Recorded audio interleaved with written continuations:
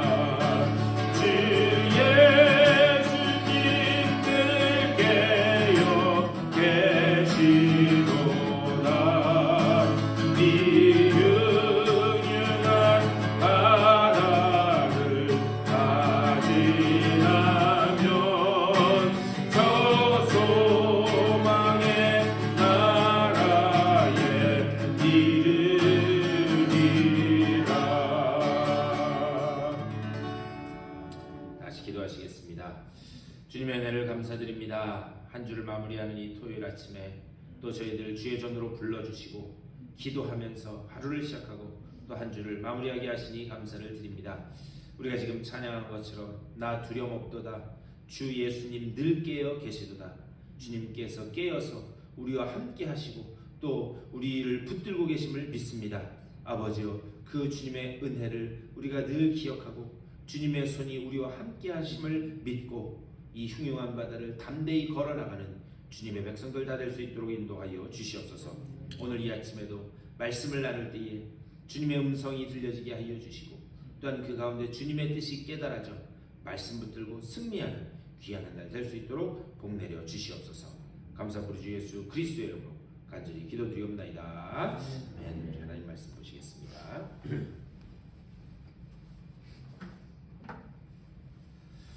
우리 갈라디아서 6장 17절 말씀 보시겠습니다. 우리 오늘 두 절인데요. 갈라디아서 6장 17절과 18절 말씀 두 절 읽겠습니다. 갈라디아서 제 끝 두 절입니다. 우리 다 같이 한 목소리로 읽겠습니다. 시작. 이후로는 누구든지 나를 괴롭게 하지 말라. 내 몸에 예수의 흔적을 지니고 있느라. 형제들아, 우리 주 예수 그리스도의 은혜가 너희 심령에 있을지어다. 아멘. 네, 오늘 말씀 가지고 또 우리 말씀 나누도록 하겠습니다. 우리 오늘로서 이제 갈라디아서 말씀 우리 한 2주 동안 봤던 거 이제 마무리를 하는데요. 다음 주부터 새로운 말씀 나누도록 하겠습니다. 오늘 특별히 이제 2절 말씀만 읽었습니다. 2절 말씀만 읽었는데 특별히 17절에서 제일 마지막에 사도 바울이 뭐라고 이야기하는가? 예수의 흔적을 지니고 있다 이렇게 말씀해요. 17절에 이렇게 말씀합니다. 이후로는 누구든지 나를 괴롭게 하지 말라. 내가 내 몸에 예수의 흔적을 지니고 있노라 이렇게 말씀해요. 그런데 여기 예수의 흔적을 지니고 있다라고 하는 그 말 바로 앞에 다른 말이 붙어 있어요. 뭐냐? 좀 부정적인 표현인데 이후로는 누구든지 나를 괴롭게 하지 말라 이렇게. 누구든지 이후로는 나를 괴롭게 하지 말라. 과연 이 갈라디아서의 이 말씀을 쫙 이렇게 하고 그 마치는 제일 마지막 부분에 왜 이런 부정적인 표현을 썼을까? 도대체 사도 바울이 가지고 있었던 그 괴로움이 뭘까? 그것을 좀 봐야 됩니다. 근데 사도 바울 일생 전체에 있어서 늘 끊이지 않고 따라다녔던 그런 그 공격이 있었어요. 사도 바울이 공격을 여러 번 받았는데 늘 따라다니면서 받았던 공격이 뭐냐? 그의 사도권에 대한 문제였어요. 사도 바울, 저는 사도 아니다. 왜 사람들이 그러면 그걸 가지고 사도 바울을 공격했냐면 이 신약 성경을 보면은요, 사도가 되기 위해서는 3가지 조건이 있었어야 됐어요. 그 3가지 조건이 뭐냐? 첫 번째로 예수님으로부터 직접 부름받은 사람들이었어야 했어요. 12제자도 보면 우리 12사도 이렇게 이야기하잖아요. 이 12사도라고 하는 게 예수님이 그 사람들을 12명을 직접 다 부르셨다는 거죠. 그래서 사도가 되려면 예수님으로부터 직접 부름을 받고, 그리고 두 번째는 예수님으로부터 직접 가르침을 받은 사람이어야 했어요. 예수님이 제자들을 부르신 후에 말씀을 가르치셨잖아요. 그런 것처럼 직접 예수님으로부터 말씀을 가르침 받고, 그리고 마지막으로 예수님의 부활을 직접 목격한 사람만 사도라고 그렇게 부를 수가 있었습니다. 그러니까는 예수님으로부터 직접 부름을 받고, 직접 가르침을 받고, 그리고 직접 그 부활을 직접 목격한 사람만 사도라고 부를 수 있었어요. 근데 여러분 아시는 것처럼 사도 바울은 예수님을 직접 만난 적이 한 번도 없습니다. 예수님이 살아계실 때. 그가 예수님을 만난 건 뭐였는가? 예수 믿는 사람 잡아 죽이려고 다메섹으로 가다가 거기에서 부활하신 주님을 만난 거예요. 그래서 부활하신 주님을 만난 후에 그의 인생이 달라지게 됩니다. 그러니까 예수님이 살아계실 때 예수님을 직접 만난 적이, 부활하신 주님은 만났지만, 그리고 예수님으로부터 직접 뭔가를 가르침을 받은 적이 없어요. 그래서 늘 사람들이 저거 가짜 사도다 라고 하는 그런 공격이 끊이지 않고 일평생 동안 있었습니다. 그런데 오늘 이 갈라디아서 이제 마치면서 갈라디아 교회 문제도 사실 이것과 어느 정도 연관성이 있었습니다. 근데 사도 바울이요, 이 자기의 사도라고 하는 이 사도권에 대해서 아주 민감하게 반응하고 철저하게 그것이 아니다 라고 늘 방어했던 이유 중에 하나가 뭐냐? 그게 뭐 자기의 명예 때문이나 아니면 자기의 권위 때문에 그런 것이 아니었어요. 그가 전하는 복음 때문에 그랬습니다. 왜 그런가? 그가 거짓 사도라고 그렇게 공격을 받으면서 그가 전하는 복음도 가짜다라고 사람들이 그렇게 얘기했다. 아니, 사도 바울이 분명하게 하나님의 말씀을 잘 증거함에도 불구하고 저 사람은 거짓 사도다 라고 하니까 그 전하는 복음까지도 가짜다. 그래서 자기가 전하는 복음이 거짓 복음이 되는 거예요. 그것을 막기 위해서 사도 바울은 늘 아주 이 사도권에 대해서 공격을 받을 때 아주 민감하게 그렇게 반응을 했습니다. 근데 갈라디아 교회에 들어온 그 이 거짓 교사들도 뭐라고 그러는가? 사도 바울 저 사람 거짓 사도이기 때문에 저 사람이 가르치는 복음 오직 믿음으로 구원받는다. 그거 거짓이다 라고 그렇게 이야기를 했던 거예요.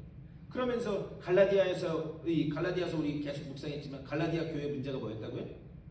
유대에서 올라온 거짓 교사들이 할례를 받아야지만 온전한 그 구원이 이루어진다. 그 거짓 복음 때문에 교회가 흔들렸다. 그러니까는 사도 바울을 공격하면서 저 사도 바울이 오직 믿음으로만 구원받는다라고 하는 저거 거짓 복음이다. 저거는 완전한 구원이 아니고 꼭 육체의 할례를 행해야지만 구원받는다라고 그렇게 계속 가르쳤던 거예요. 그러니까 이 사도 바울의 사도권하고 연결이 있었던 것을 볼 수 있습니다. 그래서 지금 17절에서 이후로는 누구든지 나를 괴롭게 하지 말라. 그게 바로 이 내용이에요. 그러면서 하시는 말씀이 뭐냐? 내가 내 몸에 예수의 흔적을 지니고 있노라. 이렇게 얘기해요. 내가 내 몸에 예수의 흔적을 지니고 있노라. 여기서 흔적이라고, 여러분 아마 들어보셨을 텐데 이 흔적이라고 하는 그 단어, 이 헬러 단어 뭐냐? 스티그마라는 스티그마. 그런데 이 흔적, 스티그마 이런 의미예요. 제 예전에 텍사스 그 이 카우보이들 아주 엄청나게 큰 곳에서 소 키우는 그 카우보이에 대한 그런 다큐멘터리를 본 적이 있는데 이 소를요 거기는 뭐 단순히 10마리 20마리가 아니라 수만 마리 막 수십만 마리씩 소를 키우니까 어떻게 하느냐 이게 내 손지 저 사람 손지가 구분이 안 되는 거예요. 그래서 어떻게 하는 거 엉덩이에 낙인을 찍어요. 불로 지져가지고 엉덩이에 치. 그래서 이거는 누구 소유다. 네. 그래서 그 낙인을 찍습니다. 그런데 이 사도 바울 당시에는 이 말이나 소 이런 동물들뿐만이 아니라 노예에게도 낙인을 찍었어요. 그래서 노예 등에다가 불로 지져가지고 칙 하고 지졌습니다. 그래서 이 노예가 어떤 사람의 소유인지를 그렇게 표식으로 그렇게 남겼었어요. 지금 사도 바울이 하는 이야기가 뭐냐? 예수의 흔적을 가졌다. 이게 뭐냐? 자신이 예수에 의해서 노예로 낙인 찍혔다. 나는 예수의 노예다라고 하는 의미로 스티그마, 흔적이라는 그런 지금 말을 쓰고 있는 거예요. 예수의 노예이다. 나는 예수의 흔적을 지녔다. 근데요, 영어 단어에서 노예를 의미하는 단어가 크게 두 가지가 있어요. 뭐 여러 개가 있겠지만 뭐냐? 하나는 slave, 하나는 slave. 다른 하나는 servant. 대표적으로 쓰는 게 노예로 번역되는 단어가 slave 아니면 servant입니다. 그런데 사실 하나님의 말씀을 보면은요, 이 하나님의 말씀, 성경에 나타나는 노예의 개념은 사실 슬레이브의 개념이 더 많아요. 뭐냐? 그 주인에 의해서 생사여탈권이, 그러니까 살고 죽는 것이 결정된 그런 의미가 바로 슬레이브, 그런 의미가 더 깊어요. 그래서 이 성경적인 의미의 노예는 이 슬레이브가 더 가깝습니다. 그런데요, 이거는 사도 바울이 왜 나를 예수의 노예이다 라고 그렇게 이야기하고 있는가? 내가 어떤 존재인가에 대해서 그가 바르게 인식하고 있었다라고 하는 사실입니다. 그래서 나는 예수의 노예이다. 예수에 의해서 내 생사여탈권이 완전히 붙들린 그런 우리 주님의 노예이다. 그 얘기를 하고 있는 거예요. 근데 여기서 말하는 그 노예라고 하는 것, 종이라고 하는 것은 뭐냐? 억지로 맺어진 관계가 아니라는 거예요. 옛날의 노예들은 이 사도 바울 시대의 노예는 뭐냐? 전쟁에서 져가지고 포로가 끌려와서 노예가 되거나 아니면은 부모가 노예여서 그 자식이 노예가 되거나 억지로 끌려온 그런 노예의 관계였어요. 그런데 여기서 사도 바울이 말하는 그 노예는 뭐냐? 내가 예수의 노예이다, 종이다 라고 하는 것은 그것은 억지로 맺어진 관계가 아니라 이게 사랑으로 맺어진 그런 관계라는 거예요. 그러니까 사랑의, 우리 옛날에 그런 표현 있잖아요. 사랑의 노예. 그러니까 나는 예수 그리스도를 사랑하는 그 사랑으로 예수의 그 밑으로 들어간 그런 종이다, 노예이다. 사도 바울은 그것을 이야기하고 있어요. 근데 이렇게 해서 노예가 되면, 이렇게 해서 종이 되면 얻어지는 것이 있습니다. 자발적으로 예수 그리스도의 밑으로 들어가 거기에 노예가 되면 얻어지는 게 있어요. 그게 뭐냐? 그게 자유라는 거예요. 자유. 여러분 이해가 되세요? 노예가 됐는데 자유가 주어진대요. 자유가. 이게 무슨 말이냐? 여러분 그런 경험들 다 있으시죠? 옛날에 한 사람과 한 사람이 만나서 남자와 여자가 만나서 사랑을 하게 됐어요. 그래서 남녀가 만나서 사랑을 하고, 여러분도 그런 때 있으셨잖아요. 눈에 스파크가 팍 띄어요. 그러면 온 세상에 뭐밖에 안 보여요? 그런 경험 없이 결혼하셨어요, 여러분들? 그 사람만 보이잖아요. 그러니까 서울역 광장에 남자와 여자 수백 명이 있어도 그 사람들은 다 눈에 안 보이고 누구만 보여요? 그 여자만 보이는 거예요. 그 남자만. 예? 여러분 졸업식 할 때요. 예? 저는 아직 그런 경험이 없는데, 고등학교 여기 졸업식 하면 막 수천 명씩 모이잖아요. 큰 스타디움에, 대학교 졸업하면. 그런데 그 수천 명이 있어도 누구만 보여요? 내 새끼만 보이는 거잖아요. 예. 그게 뭐냐? 사랑으로 맺어진 관계라서 그렇다는 거예요. 그런데 남녀가 그렇게 사랑해서 둘이 불꽃이 튀어서 그렇게 사랑을 하게 되면 수백 명의 여자가 있든 수백 명의 남자가 있든 그것들로부터, 그 사람들로부터 어떻게 해요? 자유해진다는 거예요. 자유해진다는 거예요. 눈에 안 들어온다는 거예요. 지금 사도 바울이 이야기하는 게 바로 이 이야기입니다. 내가 사랑하는 그 한 사람만 보이는 완전한 다른 것들로부터 완전한 자유가 이루어진다라고 하는 그런 이야기입니다. 근데 사도 바울의 경우를 보면 고린도후서 11장에요. 자기가 복음을 증거하면서 겪었던 그런 일들에 대해서 이야기합니다. 옥에 갇히기도 하고 매도 수없이 맞고 죽을 뻔하였고 40에서 감한 그 매를 5번이나 맞았고 3번 태장을 맞고 1번 돌로 맞고 3번 파선해서 망망대에 떠돌아다니고 자기가 겪었던 그런 고난을 이야기하고 있습니다. 사도 바울의 일생을 보면 단 한 번도 그 인생에서 위기가 비켜간 적이 없습니다. 항상 배고프고 항상 헐벗고 항상 생명의 위협을 받는 것이 그의 사역의 여정이었습니다. 그런데 단 한 번도 그의 그 복음의 사역 가운데 단 한 번도 그 위기가 그를 무너뜨리지 못한 거예요. 사도 바울은 그런 외부적인 위기 때문에 단 한 번도 넘어진 적이 없습니다. 이것이 왜 가능했는가? 그가 그리스도께 종으로 묶여지는 순간 그것들로부터 자유로울 수 있었다. 그런 외부적인 위협으로부터 내가 그리스도의 종으로 묶여진 순간 그것들로부터 자유로울 수 있었다. 여러분 이 역설이 이해가 되시는지 모르겠어요. 그런 고통과 고난이 쉼없이 그에게 몰려오지만 나는 그것들로부터 절대 굴복하거나 그것 때문에 흔들리지 않았다. 사도 바울은 고린도후서 11장에서 그것을 말씀하고 있습니다. 그것에 연연하지 않았다. 그래서 이런 사도 바울을 향해서 성경은 뭐라고 얘기하는가? 세상이 그를 감당하지 못했다. 이야기합니다. 세상이 그를 감당하지 못했다. 무엇이 그것을 가능하겠는가? 그리스도께 묶여지는 순간 나머지 것들로부터 외부적인 환경들로부터 그가 자유로운 영혼이 될 수 있었다. 그것을 말합니다.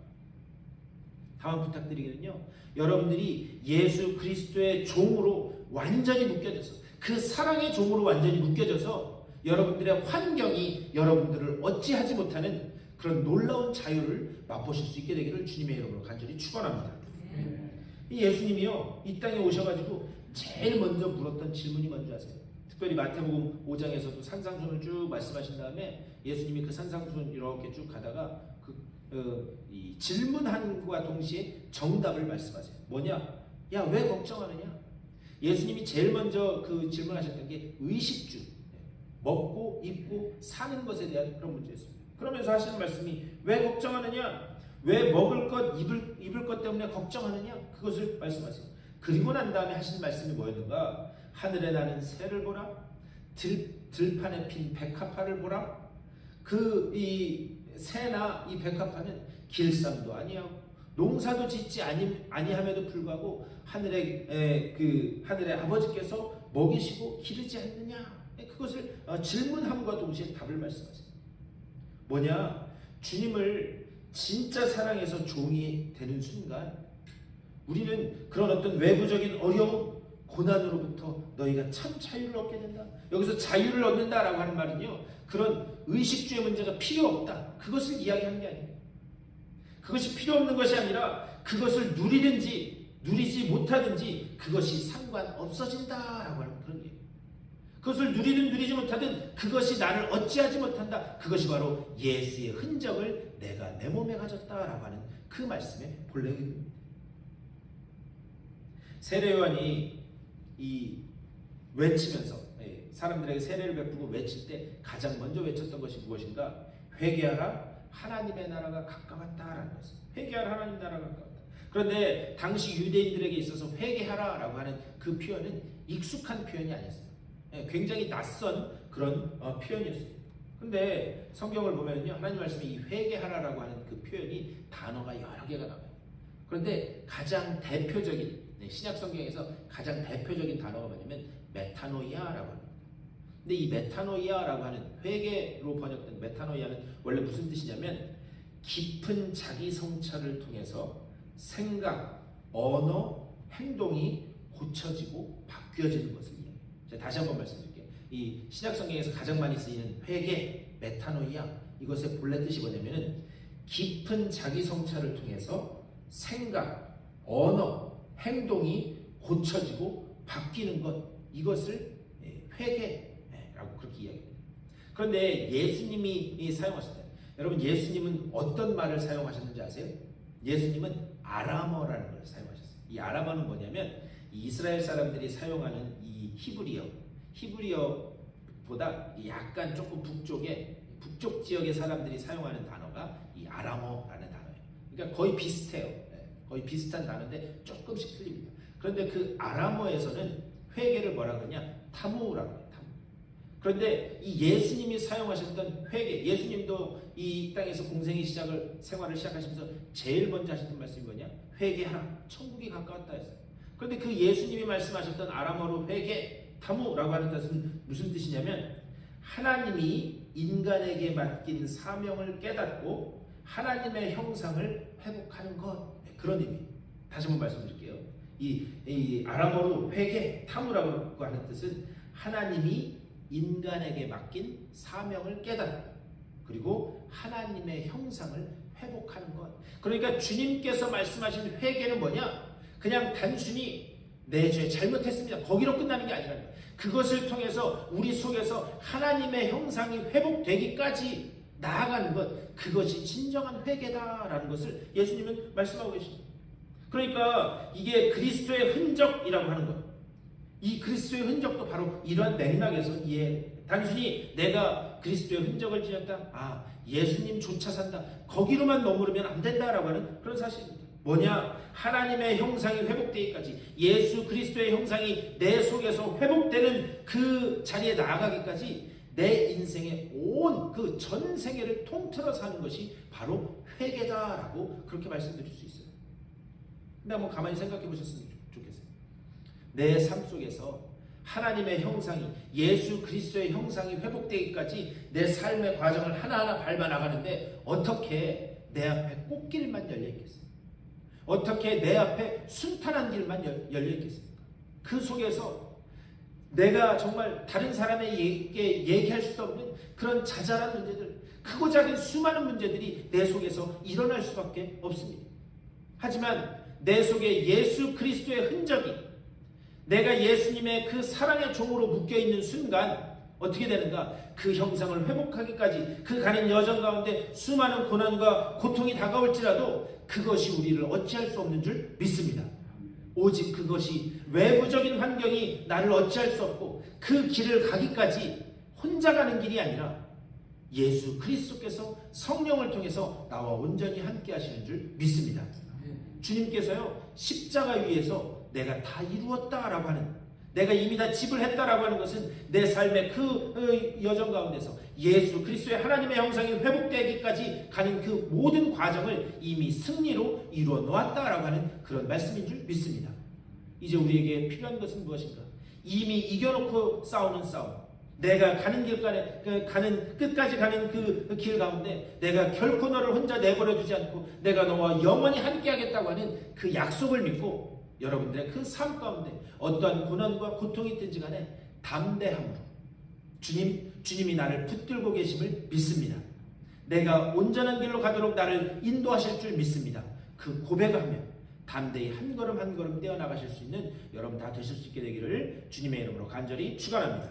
오늘도 이 말씀 생각하면서 기도하실 때 주님, 내 삶 가운데 오직 그리스도의 형상이, 하나님의 형상이 회복되는 그 길까지 어떠한 외부적인 어려움이 올지라도 내가 그리스도의 그 사랑의 종으로 묶여있는 줄 믿사오니, 내가 이미 이겨놓고 싸우는 싸움을 그 길을 걸어가는 줄 믿사오니 주여, 내가 담대히 걸어나갈 수 있도록 그 믿음을 내게 허락하여 주시옵소서.